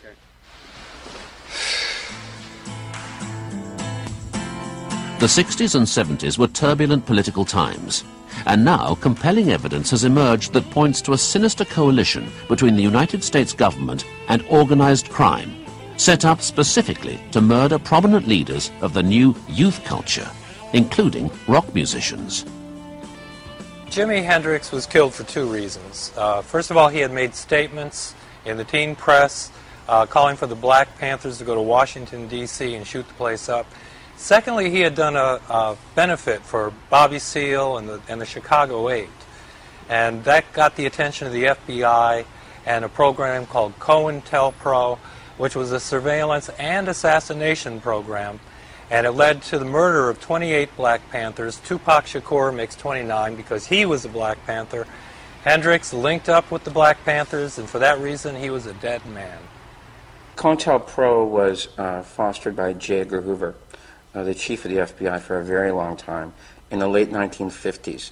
And the original goal of the program was to eliminate, in their words, neutralize or defame any kind of young, in Hoover's exact words, messianic black leader who could galvanize all parts of the civil rights movements, black nationalist movements, and white sympathizers, white liberal sympathizers, okay, and get them going into a very progressive, powerful movement. The first clues that Hendrix was a government target emerged from declassified FBI files. In 1976, there were a group of students at Santa Barbara, University of California, who put in for FOIA documents on Jimi Hendrix. They got 6 heavily blacked out pages. They appealed, they got 7 more pages, and they learned from those documents that Jimi Hendrix had been put on a security index established by the FBI to have him and everyone else on that index rounded up and placed in detainment camps in the account of a national emergency. Another interesting thing about the FBI files in this particular case is that they're in national security terms, redacted, which means blacked out or censored. Okay, so that very much crucial information, is still not available to the public. As somebody who's fished through these files for 7 or 8, 9, 10 years, it's usually the most interesting, the most sensitive stuff, okay, that gets blacked out. That's the stuff that they really don't want you to know, that puts them in a very much compromised